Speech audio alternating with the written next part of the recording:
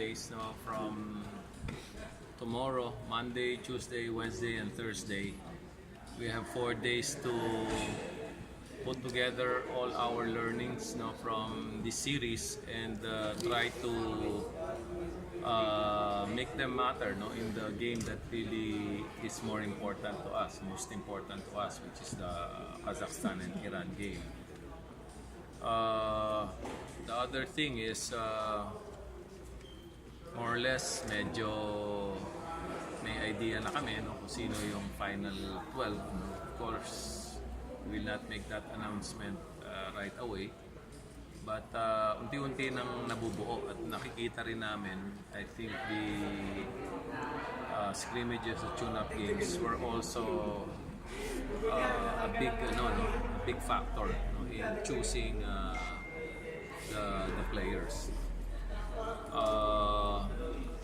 We've experimented a few times, but we were still trying to win the games, of course. But I guess that's the luxury of having tune-up games, is to be able to take some risks, you know, with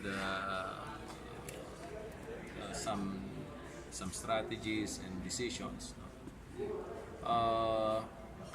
I think one main thing na kailangan natin talagang to deal with is we have to make that mental adjustment on the physicality, you know, and the reps call. Sabi ko nga, this is totally different from the PBA. So with the 4 games, I hope that's enough. No? I would have wanted more games, kaya lang mabubugbog na masyado yung mga bata pagdating ng Friday. But we cannot escape that. We cannot escape the bumping.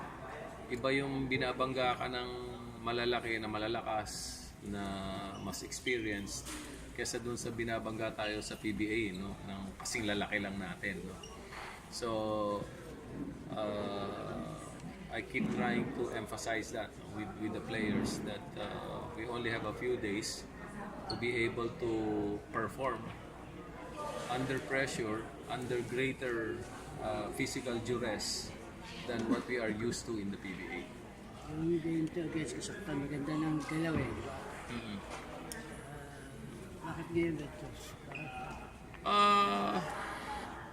Ano pa rin, no? It's still a function of chemistry and cohesion. Coming from different systems, it will take a little while before they are able to gel together. Actually, mas medyo nahihirapan ako mag-gel ng team kaysa doon sa Asian Games team natin, no? Dahil yung Asian Games team, ang tagal din na naglaro under sa akin ng mga players na yun, no? At least the core of it, no? So with that team, we already have 7 to 8 guys who already know what I want, what the system is, and they have specific skills that are suited to the system. Pero dito, hindi mo na pwedeng turuan si Junman na mag-step out sa 3-point shot at mayroon ng 3, si Greg, ganun din, no?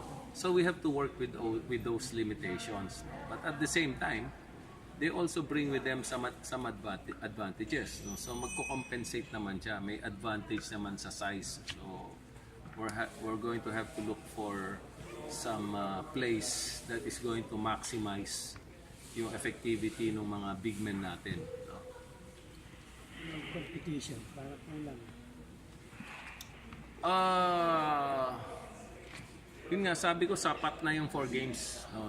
Yung competitive nature naman nila, yun medyo disappointed ako because I felt na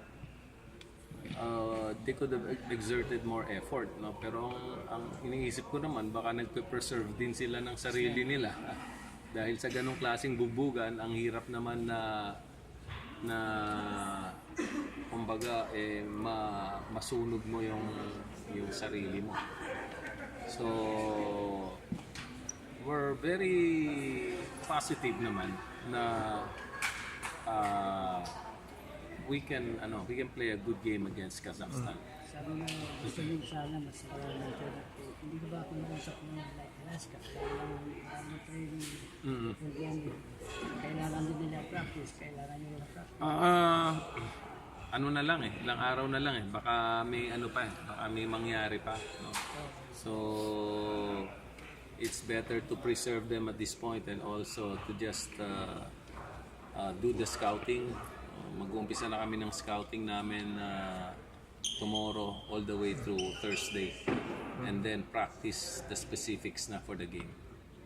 Will you be cutting down to 15 or 16? Baka diretso na kami sa 12. No? Siguro sa Wednesday or Thursday, diretso na yan sa 12. So, meron na kaming idea pero hindi nyo pa malalaman kung sino.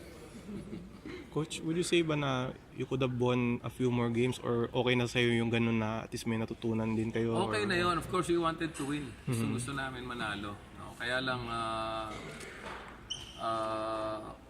yun nga, it's very difficult also for me to rotate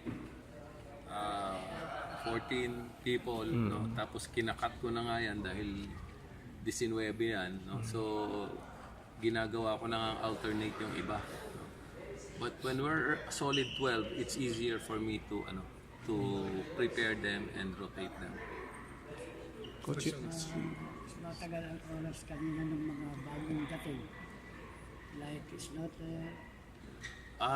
Sinasanay namin na na makipagbanggaan yung mga malalaki natin. Kailangan masanay sila. Kasi yung Kazakhstan, malalaki din. Iran, mas malalaki.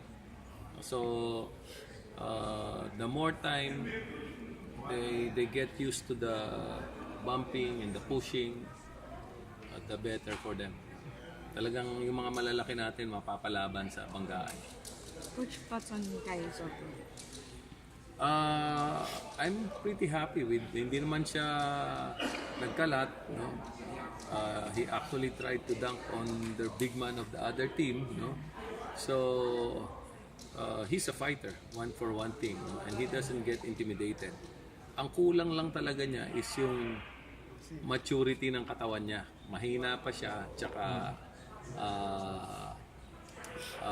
siguro when his body develops a little bit more in 1 or 2 years, he will develop the strength together with the quickness. Kasi hindi naman siya mabagal, kaya lang pwede pa siyang bumilis. Pwede pa siyang lumakas. So, sa height naman niya, okay na yung height niya eh. Ayoko na nga siyang tumangkad eh. Gusto ko lumapad na lang siya. Coach, part ng experiment mo kanina, pinagsabay mo si Stan Hardinger at saka si Craig. Oo. Ano naman,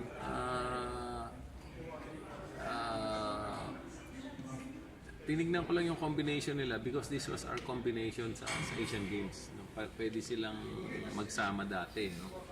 Kaya lang, hindi naman mangyayari yan sa, sa window na to. But at least, maybe sa practice game, makita ko lang ulit. No? And also, we're not giving up on either one of them or both of them still being considered as Filipinos dahil Filipino naman talaga yung dalawang yun. Coach, they seem to be tough but lesser rough.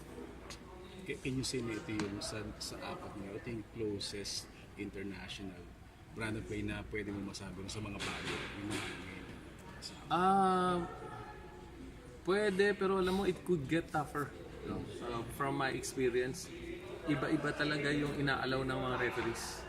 Depende talaga sa referee yan. No? Kung anong klaseng physicality alaw niya. Yung mga referee siguro natin kanina, medyo sapat na sa kanila yon. But you have to be able to to make that adjustment game time depending on what the referees will allow you. Kanina, hindi masyadong kasing physical, pero hindi ako magtataka na kunyari sa Friday, i-allow naman ng mga ibang referees naman na mas physical. That's a possibility. So you're consciously telling them new boys? Yes, paulit-ulit ako doon sa mga players natin na hindi ito PBA. Hindi kayo may spoil dito. Superstars kayo sa PBA. Hindi kayo kilala ng mga referees dito. na pag binangga kayo, pwedeng tumawag and i-bail you out. Dito, pag binangga kayo, bahala kayo sa buhay niyo. So I keep reminding them about that.